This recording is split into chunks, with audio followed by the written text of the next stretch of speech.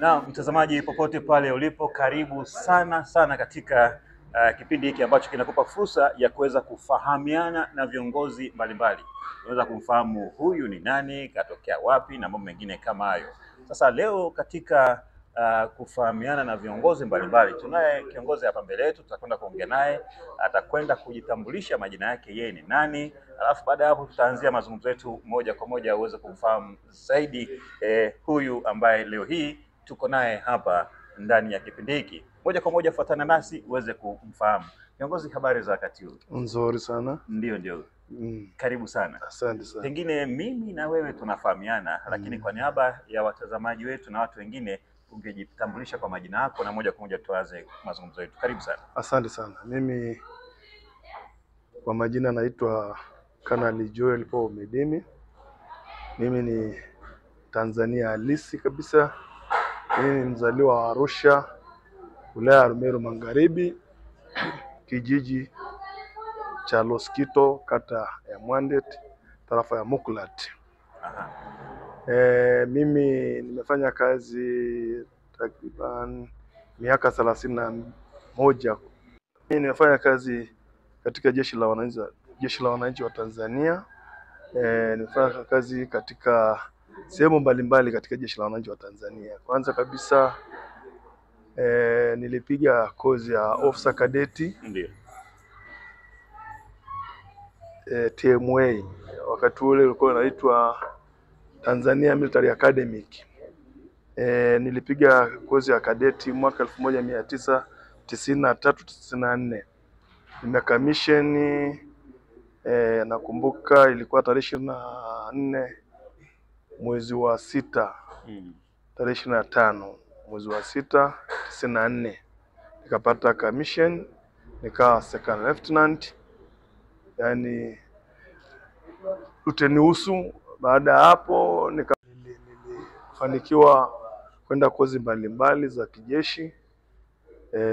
Baada ya kwenda hizo kozi, baadaye nikapangiwa kituo changu cha kwanza cha kwenda kuanza kazi baada ya commission.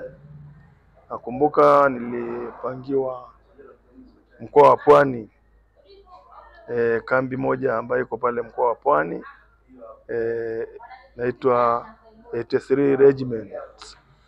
Kaenda kuanza kazi pale, lakini baadaye nikahamishiwa chuo chetu cha kijeshi.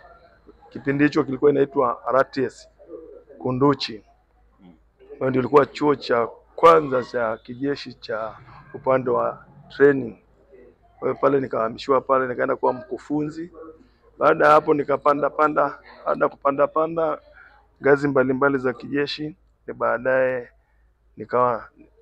tukaenda operation mbalimbali. Nakumbuka operation yangu ya kwanza nilienda Kongo. Wakati ule ikaitwa DRC.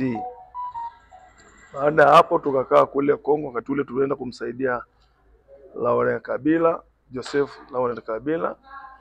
Wakati ule tulipoenda kule, nakumbuka tulifanya kazi nzuri sana kumsaidia Mheshimiwa Rais Laurent Kabila.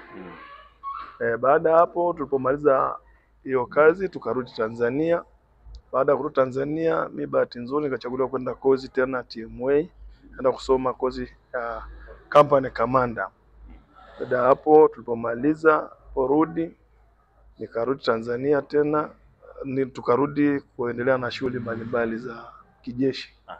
Kwa hiyo kutoka hapo tukapangiwa vituo vingine mbalimbali za kazi. Nakumbuka mimi nilikuwa nikahamishiwa Makutopora.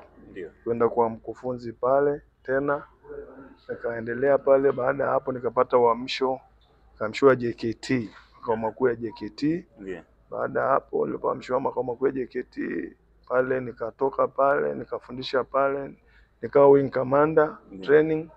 Baada ya hapo nikatoka pale tukafanya shughuli hapo, kazi mbalimbali pale, nikahamishwa makao makuu ya JKT kabisa, headquarter. Ndio. Baada ya kuhamishwa hapo headquarter, nikawa staff officer kwenye mambo ya training.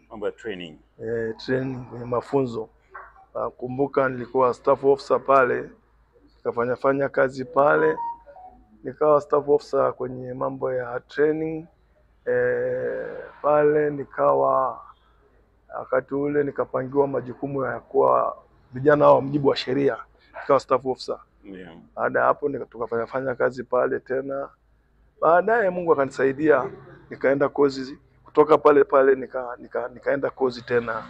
Kozi nimeenda kozi ambayo inaitwa Junior Staff College ambayo makao makuu yake yao chuo kile kilikuwa pale Mgulani. Wakati ule kwa inaitwa SMY Mlimani Dar es Salaam. Ndio. Kwa hiyo nikafanya kazi pale. Bahati nzuri tena nikashukuru Mungu. Baada ya hapo nikaenda tena kozi zingine nje. Kurudi tena baadaye nikaenda kozi moja inaitwa Battalion course. Nilifanyikia Tanga. Ndio. Kwa hiyo nimefanya kozi ile pale Tanga. Baada ya hapo nikamaliza ile kozi. Sasa baada nikiwa kozi Tanga nikapata, kabla hapo nilipoenda tu hiyo kozi au kabla sijaenda ile kozi nilikuwa nimeteuliwa kwenda kuwa CO kamanda kikosi. Ndio. Kikosi kile kilikuwa inaitwa Mbweni JKT 836 KJ. Nikaenda kuwa kamanda kikosi. Pale kama miaka 6 nikiwa kamanda kikosi. Bahati nzuri wakubwa wangu wakaniona nafaa, nikaenda tena kozi nyingine ambayo inaitwa High Commander Junior Staff ambayo inaitwa SCDS, ambayo ile ni kozi kubwa sana kijeshi. Ndio. Lakini kabla hapo nilikuwa nimepata Lieutenant Kanali. Nikapata cheo cha Lieutenant Kanali. Jeshini ukiwa Lieutenant Kanali na sasa ukawa kamanda kikosi chochote kile. Mimi nikabahatika, bahati nzuri nikahamishwa sasa hapo Mbweni kuwa CO. Ndio. Kwa hiyo nimekuwa CO pale. Baada hapo tena nikateuliwa kwenda kozi nyingine ya High Commander zaidi. Nenda nikamaliza kozi ile. Nikiwa kwenye kozi ile nikapata uhamisho, kuhamishwa makao makuu ya JKT. Ndio. Kwenda kwenye ofisi moja inaitwa ile kozi ile department ni kozi ambayo ni nafasi ambayo ni kubwa sana. Nimeenda kuwa mkurugenzi wa elimu, michezo na utamaduni ndani ya JKT. Ndio. Kwa kweli nimefanya hiyo kazi. Bahati nzuri baada ya rais kuamua taasisi zote zihamie Dodoma, na sisi tukawa ambao nao tumehamishiwa Dodoma. Mimi nikaendelea kwenda kufanya kazi kwenye ile ofisi. Nikafanya kazi. Bahati nzuri nikaja tena nikapata uhamisho sasa kutoka pale nikahamishiwa Arusha. Arusha. Kambi ya Oljoro JKT kwa kamanda kikosi. Kwa nimefanya kazi pale kwa muda wa miaka 3 ikiwa kamanda kikosi. Kikosi kile kinaitwa 833 Oljoro JKT. Kwa hiyo ilikuwa nahudhuria vikao vya ulinzi na usalama ambavyo sio lazima uhudhurie hizo vikao, ambapo mkuu wa mkoa ndio mwenyekiti wa hivyo vikao. Hadi nyingi sana kipindi hicho Mheshimiwa Rais wetu Magufuli alisema vikosi vijitegemee. Kwa hiyo mimi kama CEO tulipewa majukumu na mkuu wa JKT, tukaanza kuingia kwenye tukashughulika na hayo mambo ya kujitegemea, kwa maana ya vijana wetu wanaoingia JKT kwa mujibu wa sheria na wale vijana kujitolea. Ndio. Tuhamasisha sana kwenye kilimo ili angalau askari wetu, vijana wetu waweze kupata chakula bora. Ndio. Basi tukaendelea, mimi nikaendelea pale kwa muda ambao nimekaa pale. Kwa kweli nimefanya miradi mingi sana.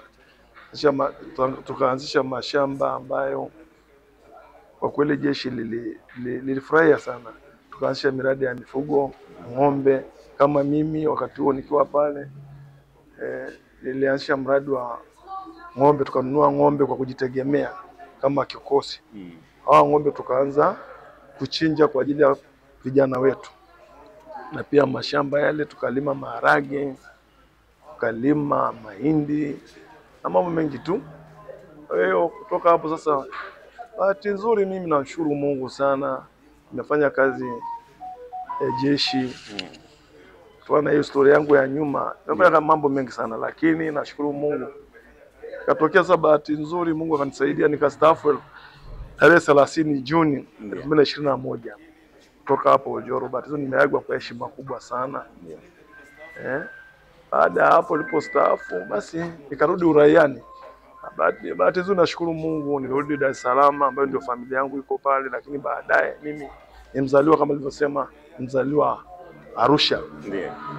Na zaidi wilaya ya Rumeru Magharibi. Na mimi ndio nilipozaliwa kijiji cha Loskito. Na kata ya Mwandet, tarafa ya Mukulat. Naona maana mimi kwa kweli nikasema kulikoni, nikaamua nirudi nyumbani.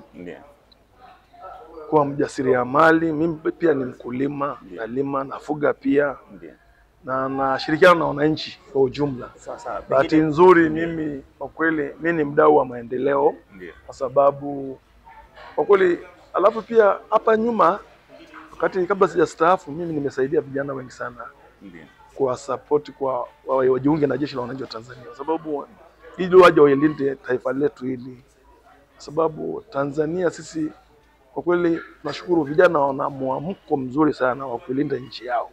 Na mimi nilikuwa nawasisitiza hata nilipokuwa CEO, kwa nawaambia jamani, hii nchi ni ya kwetu, tuilinde kwa nguvu zote, kwa gharama yoyote ile.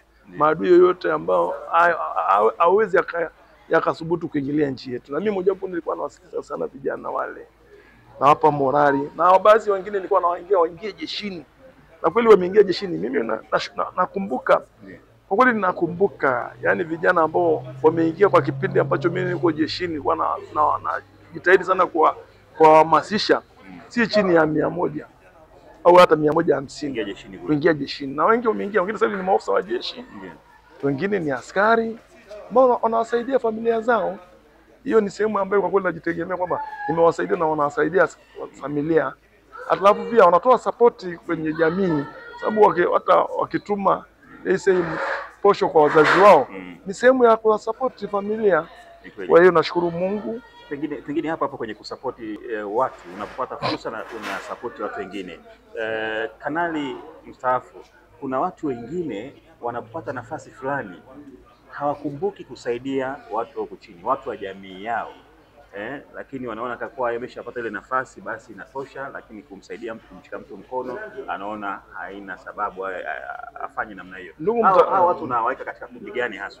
Watu wa namna hiyo ambao yuko kwenye nafasi fulani lakini hataki kumsaidia mwingine huku na yeye angalau atoke. Yaani ndugu mtangazaji, mimi nasema hivi, ukipata nafasi sehemu yoyote serikalini,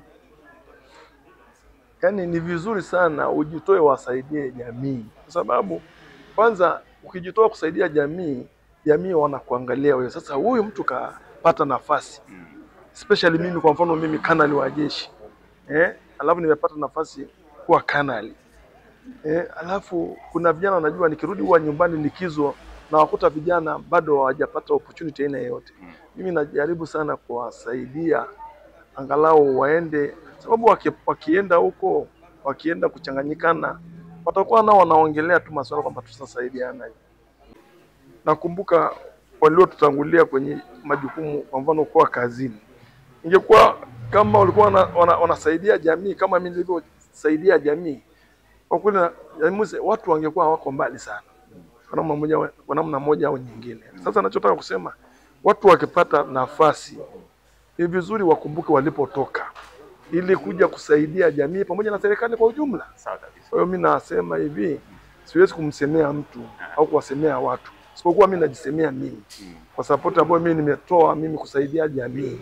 Na pia sio jamii tu, pamoja na mambo kusaidia mambo, kwa mfano mambo yanayofanyika ya maendeleo katika vijiji, kwa mfano kujenga labda makanisa. Mimi walikuwa kunipigia simu, jamani tunajenga kanisa, na mimi nasaidia, mchango wangu natuma. Labda kuna jambo linalofanyika kwa ajili ya kujenga mashule, na mimi najitahidi kwenye jimbo langu au kwenye wilaya yangu au kwenye mkoa wangu, na mimi najitoa, natuma chochote ambayo inaenda kusupport. Kwa hiyo mimi kuna mambo mengi nimefanya, lakini Mungu tu mwenyewe ndiye anajua. Yeah. Sawa. Basi tuna mengi ya kuongea, lakini kwa leo nafikiri tuishi hapa, ila wakati mwingine tulikutana tutapenda kufahamu nini hasa kilikusababisha, maana fani ziko nyingi. Kuna kutumikia taifa kwa njia mbalimbali. Unaweza ukawa daktari, ukawa mwanasheria, ukawa mwalimu na kaza, lakini wewe uliamua kuingia kwenye utumishi huu wa kulinda nchi yako. Wakati mwingine tukipata nafasi tutaongea hilo, nini hasa kilikusukuma ukaamua kuingia katika swala hilo la kulinda taifa, kulinda nchi. Lakini tutakwenda kuongea kwa sababu wewe ni mzoefu masuala ya uzalendo katika taifa hili unazungumziaje. Kwa leo tutaishia hapa, na sema asante sana kwa wote ambayo mnatufuatilia, na hadi wakati mwingine. Tulikuwa na kanali mstaafu Kanali Meidini ambaye anatokea wilayani ya Arumeru mkoani Arusha, akizungumza kwa kifupi kuhusiana na safari yake ya utumishi wa umma. Kwa leo hatuna la ziada. Hadi wakati mwingine tutakapokutana tena, tutakwenda kuongea mengi zaidi. Mimi nikushukuru sana kwa nafasi na muda wako. Asante sana. Asante sana. Asante sana. Shukrani sana. Asante sana. Mungu akubariki. Amina, amina. Tuko pamoja. Asante sana. Yeah.